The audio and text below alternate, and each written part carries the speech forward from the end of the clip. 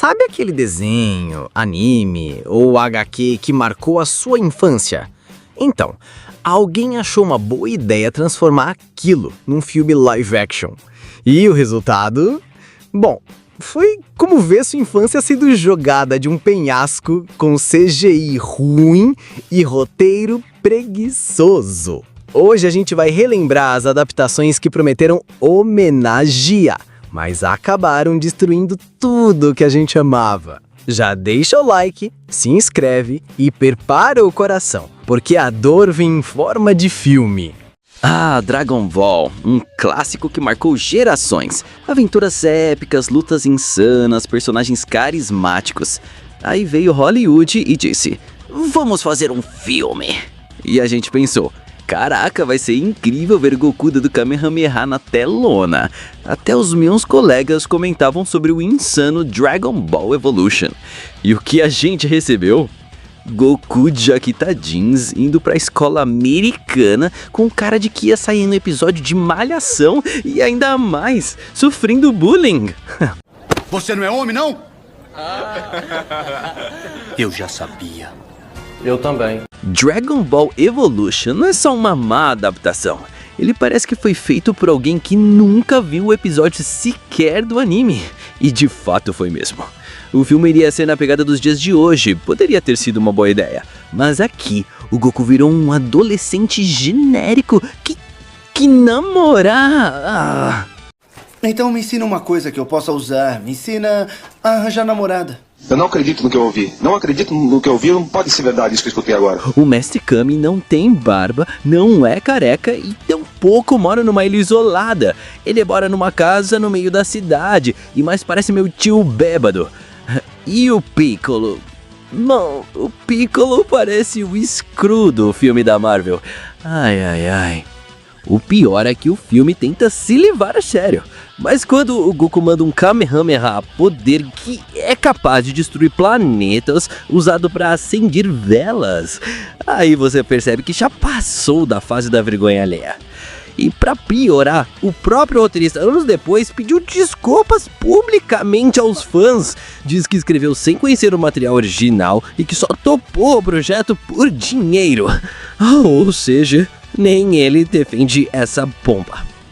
Ponto positivo? Bom, talvez os créditos finais, porque significavam que a tortura tinha acabado. E a Sampomba ainda termina com um gancho pra continuação. O que será que eles deveriam estar pensando? Que os fãs iriam gostar desse negócio e pedir urgentemente continuação? Fala sério.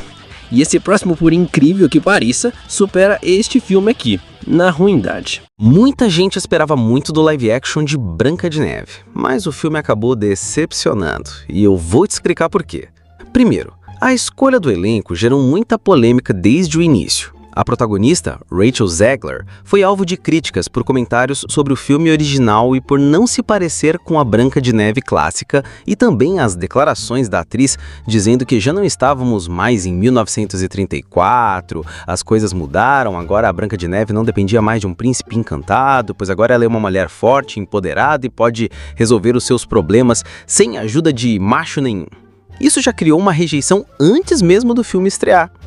O roteiro também foi muito criticado. Eles tentaram modernizar a história, mudando várias partes importantes do conto original. Muitos fãs acharam que o filme perdeu a essência do clássico da Disney, e as mudanças não agradaram nem o público novo, nem os fãs antigos, né? Que a história original não é nossa, que profundo, mas ao invés de melhorar o que já estava bom, eles pioraram. Outro ponto foi a polêmica sobre os anões. A Disney decidiu mudar completamente os personagens, o que gerou discussões e descontentamento tanto entre fãs quanto entre pessoas da indústria. Tudo por causa do ator Peter Dinklage, que criticou o live action de Branca de Neve porque achou contraditório a Disney escalar uma atriz latina para o papel principal, mas manter a ideia dos 7 anões, que ele considera um estereótipo. A Disney respondeu dizendo que faria uma abordagem diferente para evitar esses estereótipos, mas isso gerou ainda mais polêmica. No fim, essa discussão sobre representatividade e mudanças na história foi um dos motivos do filme não ter dado certo. O engraçado é que no grupo dos ladrões tem um anão interpretado por um ator real, mas no caso da Branca de Neve foram substituídos por 7 mineradores. Além disso, os efeitos especiais e a produção não impressionaram. Para um filme tão esperado, muita gente achou tudo meio artificial e sem o encanto visual que a Disney costuma entregar. Por fim, a recepção do público e da crítica foi bem morna. O filme não conseguiu emocionar, não trouxe nada de realmente novo e ainda dividiu opiniões por causa das polêmicas. Resumindo, Branca de Neve 2025 não deu certo porque tentou mudar demais o que já funcionava, não agradou os fãs, gerou polêmicas e ainda entregou uma produção abaixo do esperado.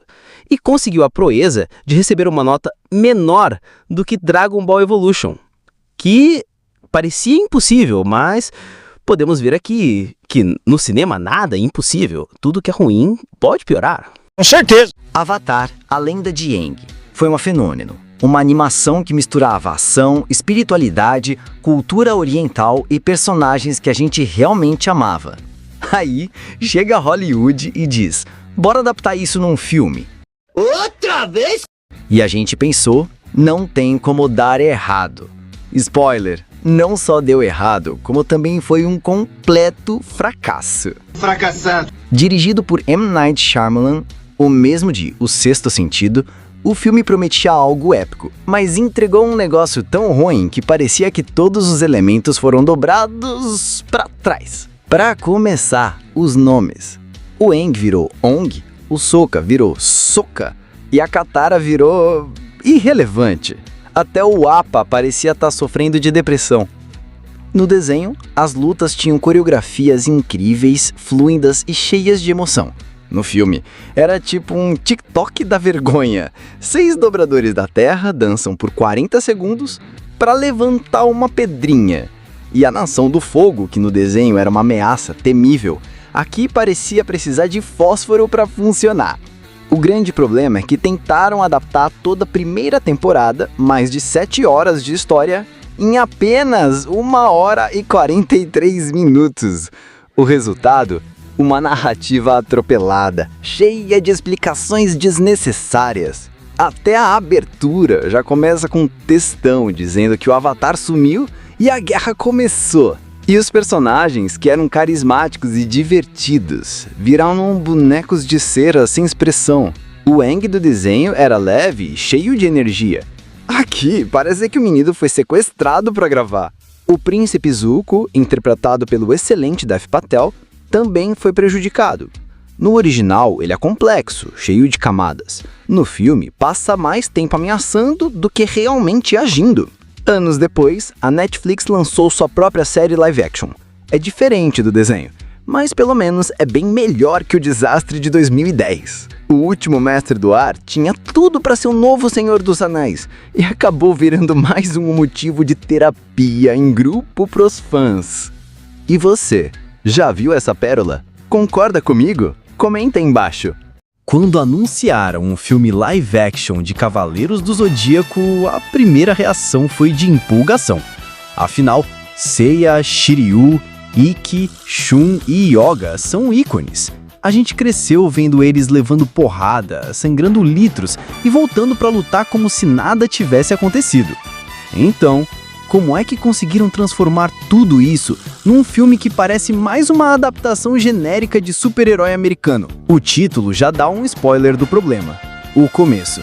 Só esqueceram de avisar que talvez não tenha meio, nem fim, porque o público correu. O Seiya aqui parece saído de um filme do Netflix Kids, com falas robóticas e uma jornada de herói que parece colada com fita crepe. Não que o ator seja ruim, mas a culpa adivinha de quem? O roteiro. Nem a química com a Saori funciona aqui nesse filme. Tudo é tão raso e superficial, sem empolgação, que faz com que a gente não gosta dos personagens, que aqui tem os nomes trocados. Somente o Seiya permaneceu com o mesmo nome. Já a Saori não se chama Saori, é sim Siena. Ikki não se chama Ikki, é sim Nero, um total nada a ver. O único personagem que se salva é o Al-Mankido, mas também ele aparece. É aquele tipo de personagem que é professor roteiro, que explica absolutamente tudo e depois morre em uma forma totalmente desnecessária. E os outros cavaleiros? Cadê? Estão ocupados em alguma dimensão melhor, porque não aparecem. Isso mesmo, o filme decidiu focar em apenas no principal cavaleiro de Atena, o Seiya.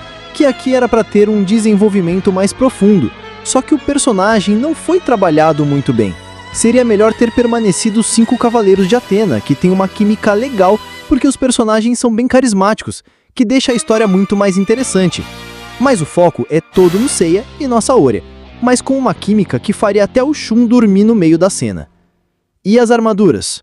Olha, tinham potencial. Algumas até ficaram legais visualmente, como as do começo do filme. Olhando e comparando com o anime, até que ficou parecida realmente com as armaduras do Zodíaco. Mas depois, o que vimos aqui, os cavaleiros parecem cosplay de evento no shopping. Falta peso, presença e alma. Sempre quando a gente assiste o anime e vê o personagem gritando Meteoro de Pegasus ou Ave Fênix, de certa forma dá uma emoção. Só que no caso do live action, os personagens lançam os golpes e nem sequer gritam o nome deles. É tudo tão vazio e sem graça que não tem como defender esse filme. O vilão? Ah, sim, aqui é Ikki, ou melhor dizer, Nero. E esse ator aqui como vilão principal é sem dúvidas outra das piores coisas do filme. Pois ele tem um total de 0 carisma e quando enfim de fato aparece a armadura dele, faz com que ele pareça um personagem de Minecraft, pois o ator já é baixinho e vestido com a armadura, fica tudo gigante, sabe? Aqui também tem o Cássio, que aqui foi transformado em um cyborg. A luta contra ele só durou apenas 2 segundos. Já a mãe da Siena, o filme todo ela planeja os seus planos mirabolantes e no final se arrepende sem mais e nem menos. Até a trilha sonora é esquecível. E isso em um universo onde a gente foi acostumado com Pegasus Fantasy tocando enquanto o cosmos explodia. Ponto positivo? A tentativa de levar Cavaleiros para o cinema com seriedade. A intenção até existia, mas intenção sem execução vira meme. No fim das contas, Cavaleiros do Zodíaco, ou Começo, parece um piloto de série que a gente desiste de continuar no 3º episódio. E a única constelação que ele acerta é a do fracasso, que matou completamente os planos de uma nova adaptação do anime. Que pena. E claro que não podia faltar na lista o live action de Kim Possible. Curiosamente, pesquisei e quase não vi brasileiros comentando sobre essa obra-prima do porquê fizeram isso. Então, cá estamos. A animação original era divertida, cheia de ação, carisma e aquela vibe de agente secreta adolescente que a gente adorava. Aí a Disney pensou, vamos transformar isso num filme de verdade.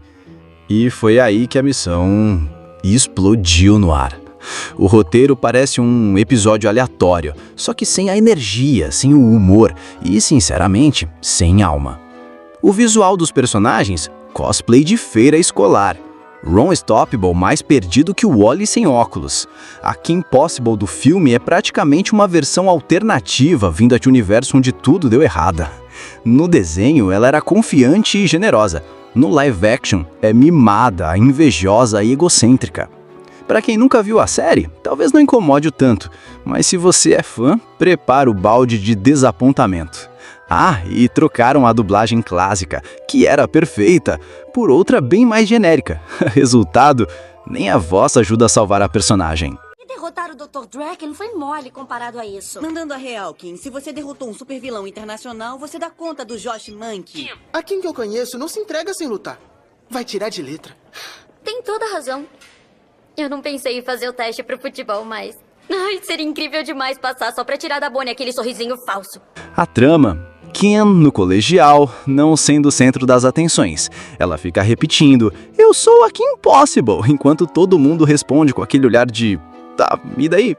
E o exagero, meu amigo, a cada 5 minutos é estrelinha mortal cambalhota até pra pegar um papel no chão. Faltou só fazer um triple backflip pra abrir a porta da geladeira.